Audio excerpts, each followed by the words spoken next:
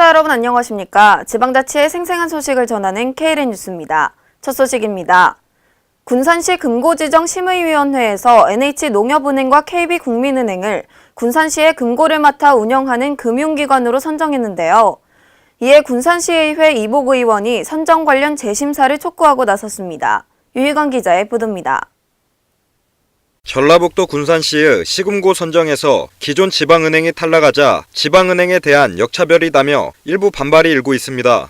군산시의회 이복 의원은 19일 제198회 군산시의회 임시회 본회의 5분 발언을 통해 점포수, 시민 이용도, 지역사회 기여도 등에 있어 일반 시중은행에 비해 우위에 있음에도 불구하고 지방은행이 시금고 지정에 있어서 역차별을 받고 있다고 지적하며 선정 관련 재심사를 촉구했습니다.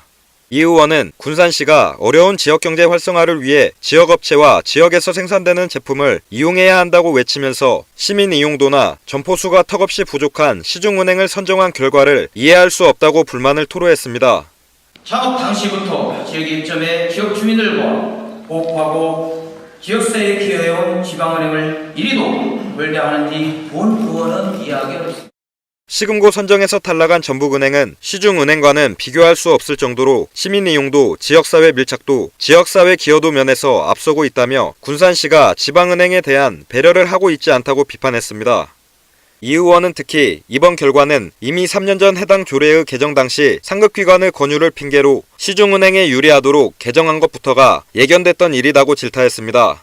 이에 대해 군산시 관계자는 9명의 심의위원을 통한 공정한 심사를 진행했으며 심사 과정에 특혜는 없었다고 말했습니다. 한편 군산시는 지난 14일 금고지정 심의위원회를 열어 NH농협은행을 일반회계와 기금수탁금고로 KB국민은행을 특별회계 수탁금고로 각각 선정했습니다. KLN 유희광입니다. 가을철 정읍의 대표 축제인 정읍 전국민속 소싸움대회가 오는 27일부터 내장산 농경문화체험관 옆 특설 경기장에서 열립니다. 대회 기간 정읍 한우고기와 농특산물을 판매하고 다양한 축산물 시식회도 마련될 예정입니다. 김성지 기자의 보도입니다. 제20회 정읍 전국 민속 소싸움 대회가 오는 27일부터 31일까지 5일간 내장산 농경문화체험관 옆 특설 경기장에서 열립니다. 전북 정읍시가 주관하는 이번 대회에는 청도와 진주, 의령, 김해, 창원, 창녕, 완주 등 전국 11개 시군의 싸움소 170여 두가 출전해 기량을 겨룰 예정입니다. 단풍으로 유명한 정읍 내장산 인근에서 소들의 박진감 넘치는 소싸움 대회 등 많은 볼거리가 있사오니 가족, 친지, 친구들과 많은 관람 부탁드립니다. 특히 전국대회에서 우수한 성적을 올린 최고의 싸움소들이 대거 출전할 것으로 예상돼 박진감 넘치는 진검승부가 펼쳐질 것으로 기대됩니다. 경기는 총 상금 7,610만 원을 두고 6개 체급별로 대진표 추첨에 의한 토너먼트 방식으로 진행됩니다. 참가 자격은 한국민속소싸움협회 산하 양축가가 사육하고 있는 싸움소여야 합니다. 싸움소 개최 심사는 오는 27일부터 오전 12시까지 진행되고 대진표 추첨 후 본대회에 들어가게 됩니다. 예선전은 오는 29일까지 진행되며 30일에는 4강 진입전, 31일에는 결승전을 통해 각 체급별 우승 싸움소를 가리게 됩니다. KLN 김성지입니다. 최근 10도 이상의 일교차를 보이고 미세먼지 유입량도 많아져 호흡기 질환과 감기 몸살 앓고 계시는 분들 많으실 텐데요. 이에 전국의 보건소와 소아과, 이비인후과는 환자들로 북새통을 이루고 있습니다. 최근 큰 일교차와 미세먼지로 호흡곤란 및 천식, 기관지염, 심장박동 장애 등의 증상을 보이는 환자가 증가하고 있습니다. 전주시 보건소의 경우 하루 평균 40여 명의 환자가 내원하던 것과 비교해 최근에는 60여 명까지 환자가 늘었습니다. 이 같은 현상은 전라북도 전주시 내 내과와 가정의학과, 병의원도 비슷한 실정입니다. 이와 함께 단체 인원이 있는 유치원과 어린이집은 결석, 학교와 회사에서는 병가 및 결근으로 인해 근무에 차질을 빚고 있는 것으로 알려졌습니다.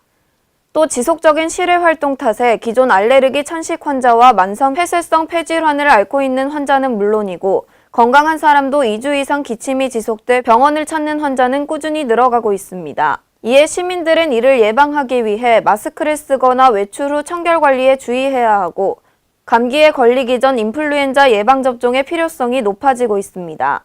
질병관리본부에서는 백신 소진 시까지 만 65세 이상의 어르신들에 대한 인플루엔자 무료 예방접종을 실시하고 있으며 가까운 지정 의료기관에서 주소 지역 관계없이 전국 어디에서나 예방접종이 가능합니다.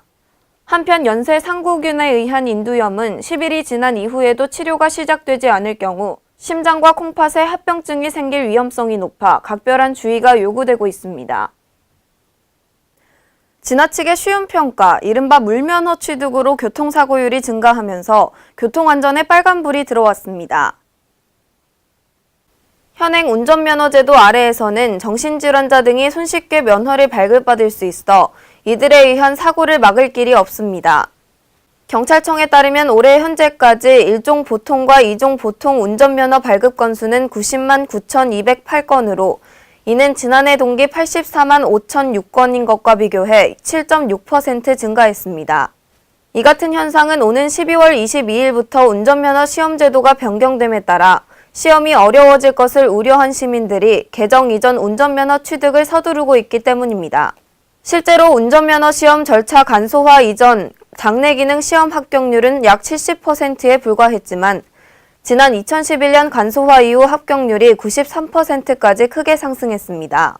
또 정신질환을 앓고 있는 사람이 병력을 감추거나 명의를 도용해 운전면허를 발급받는 건수가 지난 5년간 전국적으로 812건이 발생하고 해마다 증가 추세를 보이고 있습니다. 하지만 도로교통공단은 병력이 의심되는 신청인을 확인할 수 있는 제도나 방법이 마련돼 있지 않아 정신질환자 등에 대한 운전면허 발급에 구멍이 뚫려 있습니다.